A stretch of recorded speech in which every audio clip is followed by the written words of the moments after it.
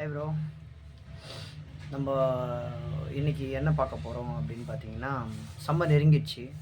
Most of நிறைய பேர் பழைய ஏசி விற்றுட்டு புதிய ஏசி வாங்கலாம் அப்படின்ட்டுலாம் ஒரு ஐடியாவில் இருக்கவங்க, கரண்ட் என்ன மார்க்கெட்டில் என்ன மாதிரி ஏசி போயிட்டுருக்கு அப்படின்ற சில டீட்டெயில்ஸ் தான் நான் ஷேர் பண்ண போகிறேன். நார்மலாக நம்ம ஏசின்னு போய் கேட்டாலே அவங்க ஷோரூமில் அவங்க என்ன வச்சுருக்காங்களோ அந்த ஏசியை நமக்கு சஜஸ்ட் பண்ணுவாங்க, சேல் பண்ணுவாங்க. பட் ஒரு சிலருக்கு மட்டும் வந்து ஒரு கன்ஃபியூஷன் இருக்குது. நம்ம என்ன ஏசி வாங்கலாம், இன்வெர்ட்டரா நான் இன்வெர்ட்டரான்னு அப்படின்னு ஒரு சிலருக்கு அது மாதிரி ஒரு சின்ன சந்தேகங்கள் இருக்கும். இன்வெர்ட்டர்னால் என்ன அப்படின்னு பார்த்தீங்கன்னா, ஒரு சின்ன உதாரணம், ஏசியோட அப்கிரேட் மாடல் வந்து அப்கிரேட் ஆகிட்டே வரும்போது இன்றைக்கி இருக்கிற ட்ரெண்டுக்கு வந்து பார்த்திங்கன்னா இன்வெர்ட்டர் டெக்னாலஜி வேறு ஒன்றுமே கிடையாது, நார்மல் தான். ஏசி தான், அதுவும் நார்மல். புரிகிற மாதிரி உதாரணம் சொல்லணும்னு வச்சுக்கோங்களேன். அன்றைக்கி நம்ம விறகு அடுப்பு யூஸ் பண்ணியிருந்திருப்போம், அடுத்தது கெரோசின் ஊற்றி ஸ்டவ் யூஸ் பண்ணியிருந்தோம், அடுத்தது பார்த்திங்கன்னா எல்பிஜி சிலிண்டர் வச்சு யூஸ் பண்ணுறோம்.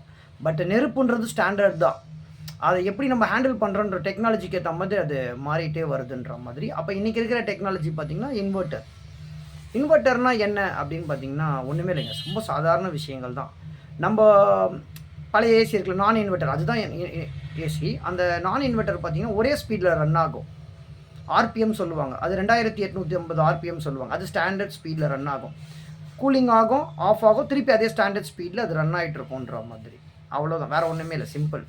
இன்வெர்ட்டர் டெக்னாலஜி வந்து பார்த்திங்கன்னா ஃபஸ்ட்டு எதுக்காக கொண்டு வந்தாங்கன்னு பார்த்திங்கன்னா, பவர் சேவ் அப்படின்ற ஒரு கான்செப்டாக கொண்டு வந்தது தான் முதல் இன்வெர்ட்டர் டெக்னாலஜி. அதுக்கும் கம்பேர் பண்ணிங்கன்னா பயங்கர டிஃப்ரெண்ட் இருக்கும் பார்த்திங்கன்னா கரண்ட் பில். அதுதான் மெயின் ரீசன். பவர் அப்படின்ற ஒரு கான்செப்டுக்காக முதல் கொண்டு வந்தது இன்வெர்ட்டர். அப்புறம் அது போக போக பார்த்திங்கன்னா யூஸ் அண்ட் த்ரோ டெக்னாலஜியாக அதை சேஞ்ச் பண்ணிட்டாங்க எல்லாருமே. அது கொண்டு வந்த கான்செப்ட்ன்றது ஒன்று இருக்குது. செகண்ட் பார்த்திங்கன்னா அதை இன்வெர்ட்டர்ன்ற ஒரு டெக்னாலஜி வந்து பிஸ்னஸ்க்காக யூஸ் அண்ட் த்ரோ டிசைனாக அது செய்ய ஆரம்பிச்சிட்டாங்க. இப்போ இதில் என்ன ஒரு விஷயம்னா, இன்வெர்ட்டர் இப்போ நார்மல் ஏசி பண்ணுறதுக்கும் இன்வெர்ட்டருக்கும் இப்போ வருஷம் போகும்போது ரேட் இன்க்ரீஸ் ஆகிட்டே போயிட்டுருக்கணுன்ற மாதிரி. ஸோ பெருசாக சேஞ்ச் ஆச்சுன்னு கேட்டிங்கன்னா ரேட் வைஸ் எதுவுமே சேஞ்ச் ஆகலை. எதுக்காக சேஞ்ச் ஆகலை அப்படின்னு நம்ம ஒரு சின்ன விஷயங்கள் பார்க்கணுன்னா, பழைய கம்ப்ரஸர்லாம் பார்த்திங்கன்னா ரோட்ரி கம்ப்ரஸர் 18 கிலோ 17 கிலோ இருக்கும். அந்த கம்ப்ரஸர் அவங்க செய்யறதுக்கே அவங்களோட காஸ்ட்டே ஒரு 6000 அப்படி ஆகுதுன்னு வச்சுக்கோங்களேன்.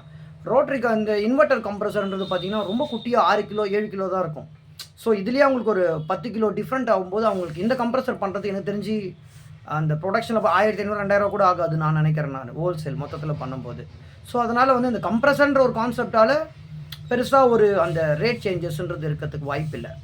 ஆனால் ரேட் சேஞ்சஸ்ன்றது இல்லாதனால அதோட டெக்னாலஜி யூஸ் அண்ட் த்ரோவாக மாற்றிட்டாங்க. நீங்கள் ஒரு ஏசி வாங்குறீங்கன்னா ஒரு 5 வருஷம் நல்லபடியாக யூஸ் பண்ணலாம்.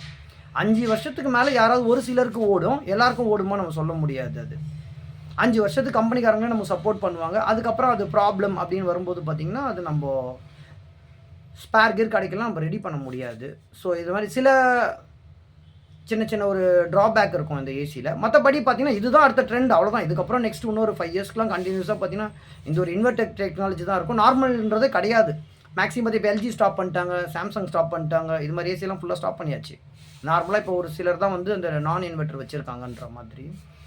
ரெண்டாவது பார்த்திங்கன்னா இன்வெர்ட்டரில் தெரிஞ்சிக்க வேண்டிய விஷயங்கள் என்னென்னு பார்த்திங்கன்னா, வேரியபிள் ஸ்பீட் சொல்லுவாங்க. அந்த கம்ப்ரஸர் பார்த்திங்கன்னா டிசி கம்ப்ரஸர், அது கரண்ட்டில் ஓடாது, ஒரு போர்டு மூலிமா டிசி வோல்ட்டில் ஹெட்ஸில் ட்ரைவ் ஆகும். அது எப்படி பார்த்திங்கன்னா உங்களுக்கு ஸ்டார்டிங் இனிஷியலாக ஓடும்போது அதிகமான ஆர்பிஎம்மில் ஓடும், ஒரு 4500 5000 ஆர்பிஎம்மில் ரன் ஆகிட்டு அப்புறம் உங்களுக்கு குயிக்காக கூலிங் ஆனோடனே ஸ்பீடை கம்மி பண்ணிவிடும். 3000 1500 ஆர்பிஎம்ன்றதால உங்களுக்கு ஸ்டாண்டர்டாக ஓடிட்டுருக்கும். ஏசி ஆஃபே ஆகாது அது பொறுத்த வரைக்கும். கம்ப்ரஸர் ஸ்லோ ஸ்பீட் இப்படி தான் ஆகிட்டுருக்கும். மற்றபடி கூலிங்கிறது ஸ்டாண்டர்ட் தான். இதில் என்ன குறைச்சிருக்காங்க பார்த்திங்கன்னா, ரேட்டை ஏற்றலை உங்களுக்கு. கூலிங்கிறது ஸ்டாண்டர்ட், கூலிங்கில் எதுவும் மாறல, பட் லைஃப் டைம் கம்மி ஆயிடுச்சு. ஸோ நீங்கள் இந்த ஏசி அந்த ஏசி கிடையாது, எந்த ஏசி வேணாலும் வாங்கலாம். இப்போ இந்த ஏசி தான் இருக்குதுன்ற மாதிரி. ஸோ இன்வெர்ட்டர்ன்றது பொதுவாக பார்க்க போனீங்கன்னா ஒரு யூஸ் அண்ட் த்ரோ டெக்னாலஜி. மற்றபடி அதனால் கூலிங் எதுவும் குறையும், கூலிங்கு அதெல்லாம் ஒன்றுமே கிடையாது. ஸ்டாண்டர்ட் கூலிங்கிறது ஸ்டாண்டர்ட். மற்றபடி ஒரு யூஸ் அண்ட் த்ரோ டெக்னாலஜிக்குள்ளே கொண்டு வந்து தான் இன்வெர்ட்டர். So bye.